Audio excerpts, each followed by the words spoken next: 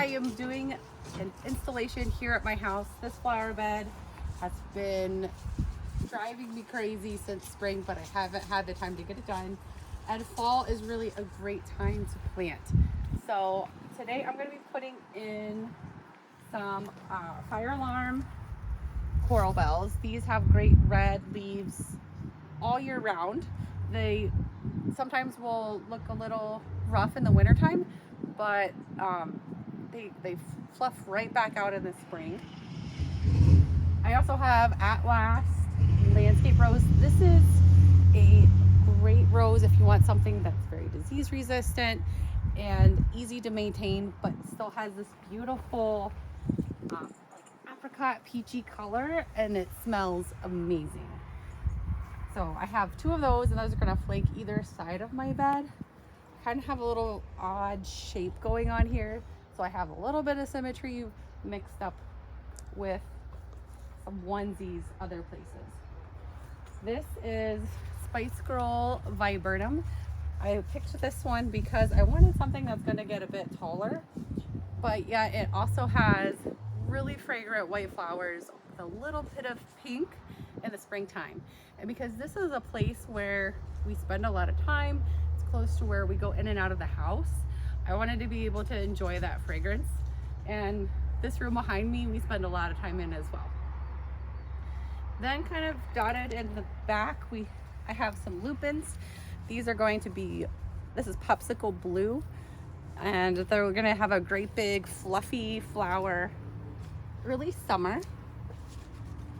The hydrangea here, you see it's already changing color for fall. This is a quick fire hydrangea. This has already been planted. It's only been here maybe a year or two, and so I wanted to keep that because it fills out this corner really nicely. Then for right now, I have a coreopsis. This one is Big Bang Mercury. I really love the deep red flowers, and I know the viburnum and the hydrangea on either side of it are eventually going to grow over, and I'll have to move it. But for right now, I like the color that it kind of brings out in between the two bushes.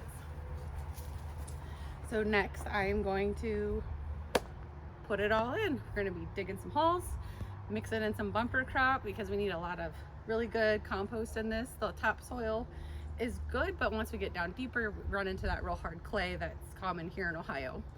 And then I'll be watering them in with some root and grow so the roots get established quickly, and top it off with some mulch. Let's get started.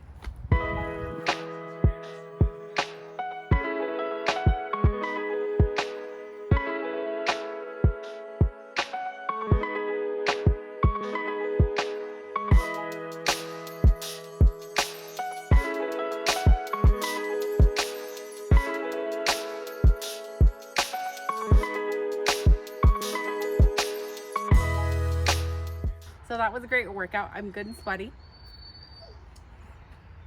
Looking back over what I've done, I'm pretty happy with it.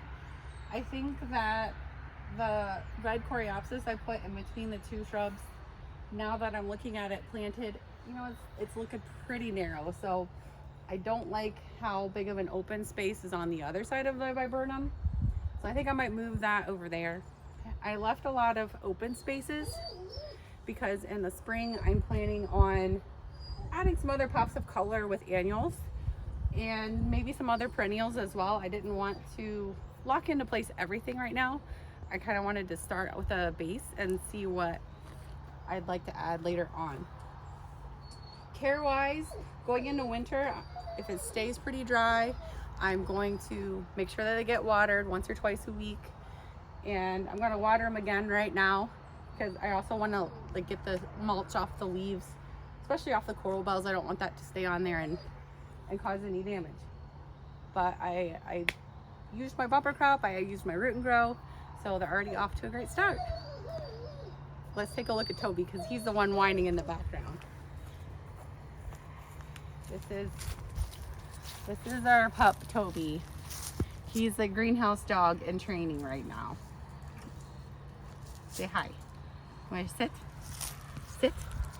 Shake. Yes, good boy. Good boy. All right, catch you all in our next video. If you like what you see, we're working on adding a lot more to our channel.